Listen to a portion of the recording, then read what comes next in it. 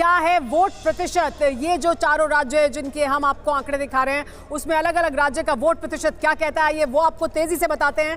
Vote प्रतिशत सबसे पहले आपके स्क्रीन पर जो इस वक्त आया है, बीजेपी 49% सुमेरा, बीजेपी 49%, ये मध्य प्रदेश का वोट प्रतिशत। कांग्रेस पार्टी 41%, बहुत अंतर है दोनों के बीच, और अन्य के खाते में 10% जा रहे हैं। इसके बाद राजस्थान का वोट प्रतिशत देख लीजिए। राजस्थान बताएं जी।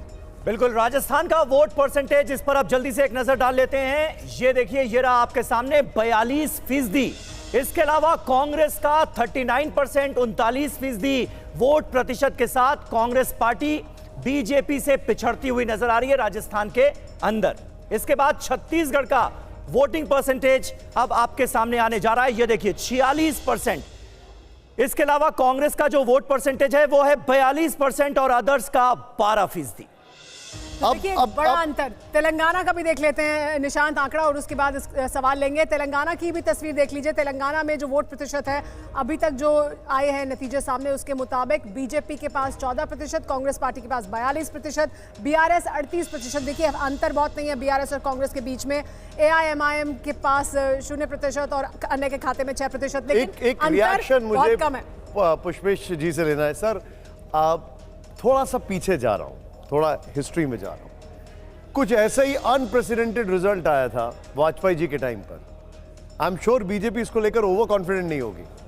नहीं, देखिए मुझे लगता है ये चर्चा मुझे कम से कम व्यक्तिगत रूप से बहुत सार्थक नहीं लगती कि वाजपेयी जी का युग आज का युग नहीं है। न देश वो है, न दुनिया वो है।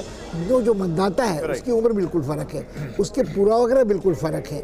और मेरे ख्याल में ये हमको बात स्वीकार करनी पड़ेगी कि मोदी जी ने भाजपा को चुनाव जहाँ भी लड़ते हैं उसको, उसकी रणनीति को इस तरह संचालित करते हैं कि स्थानीय मुद्दे भी प्रभावशाली बनते हैं, और दूसरी तरफ उनके मुकाबले में जो पार्टी खड़ी है वो बिल्कुल उसको, जो साझा गठबंधन मर रहा था उसको ध्वस्त करने का काम तो मध्य प्रदेश में कमलनाथ ने किया। मगर अगर आप जुबान फिसलने की बात भी करें तो जितनी बार जुबान राहुल की फिसलती है वो भी उनकी गिनती करना आसान नहीं है। मुझे लगता है कांग्रेस जब मान चुकी थी कि ये 4 राज्यों में उसका कुछ होना नहीं है, तेलंगाना में कम से कम कहीं यदि हासिल होती है तो एक जीत करके दक्षिण की तरफ ये कहा जाए कि आखिर ये ना भूलें कि बेचारे वायनाड से ही तो जीत कर आते हैं संसद में। तो केरल, कर्नाटक, तेलंगाना, चेन्नई, तमिलनाडु, यही अब उनके आश्रय बचे हुए हैं। लेकिन बड़ी तस्वीर भी एक बार देखने की कोशिश करते हैं। प्रभु चावला जी, जो इन नतीजों से हमें एक बड़ी तस्वीर देश की राजनीति को लेकर दिखाई देती है, वो बिग टेक अवेज क्या है? क्योंकि महिला वोटर ऐसा लग रहा है बीजेपी के साथ गया है, आदिवासी वोटर गया है, ओबीसी वोटर उनके साथ गया है, युवा उनके साथ गए हैं। तो क्या हम एक कोई बड़ी तस्वीर देख सकते हैं इन चुनाव नतीजों के आधार पर? पिछले 2014 से 2019 जितने भी चुनाव देखें, ये महिलाएं तो मोदी जी के साथ जुड़ी हुई हैं शुरू से, क्योंकि महिलाओं का वोट परसेंटेज भी बढ़ता चला जा रहा है। अब एम और आप कह रहे हैं मोदी और महिला, डबल एम की जो पावर है, आप डबल इंजन की बात करते हैं, डबल एम की पावर जो महिला और मोदी दोनों मिलकर के अपने आप में एक बड़ा इंजन है जो जिला करके ले आ सकता है। तो मेरे को लगता है कि इसका चुनाव के ऊपर देखेंगे तो कोई फ़र्क ज़्यादा 2024 में नहीं पड़ने वाला, क्योंकि इन दोनों स्टेट्स में, तीनों स्टेट्स में बीजेपी के पास लगभग 95% सीट्स हैं। इसमें बढ़ने के चांस तो है नहीं, क्योंकि 90% सीट्स तो आपके पास हैं, परंतु मोदी जी का एक कॉन्फिडेंस जो है। शंभुनाथ शुक्ला जी भी हमारे साथ मौजूद हैं। शुक्ला जी, सोशल मीडिया पर इस वक्त भारतीय जनता पार्टी के बड़े बड़े नेता एक पोस्टर शेयर कर रहे हैं और लिख रहे हैं कि इस देश में चलती सिर्फ मोदी की गारंटी है और किसी की नहीं। ये बात क्या बहुत हद तक सही साबित हुई? मोदी जी भी जहां जहां जाते थे चुनावी रैलियों में कहते थे मोदी की गारंटी मतलब गारंटी पूरा होने की गारंटी। ये चला क्या? देखिए, उस मोदी की गारंटी अगर मान लीजिए सब जगह गारंटी है, तो आखिर कर्नाटक, वहाँ पे कर्नाटक में पहले और अब तेलंगाना में क्यों नहीं गारंटी काम कर पाई?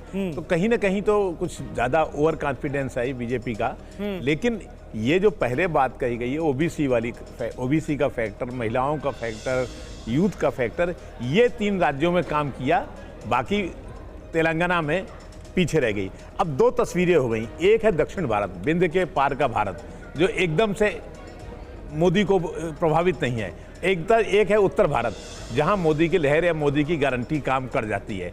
तो आगे चल के ये भी टकराव कभी हो सकता है, क्या दक्षिण और उत्तर में टकराव हो, कि हमारा और क्या उसके नजरिए से हम 2024 के बारे में भी कुछ तस्वीर देख सकते हैं कि विंध्या के नीचे, क्योंकि वहां से बीजेपी को उम्मीद थी कि 2024 में वो कर्नाटक से या तेलंगाना से, खासकर तमिलनाडु से, वहां से कुछ उन्हें मिल सकता है। हमारे साथ प्रेम शुक्ला जी और सापरा जी भी जुड़े हुए हैं लगातार। सापरा जी, लेकिन एक यहाँ अभी सवाल पूछा जा रहा था, उसके बारे में आपकी प्रतिक्रिया की गारंटी क्या काम कर गई है? नरेंद्र मोदी ने जैसे बार बार हर जगह कहा, प्रधानमंत्री ने, कि उनकी गारंटी मतलब गारंटी की गारंटी। आपने भी तमाम गारंटियां दी लेकिन वो काम नहीं कर रही हैं। फिर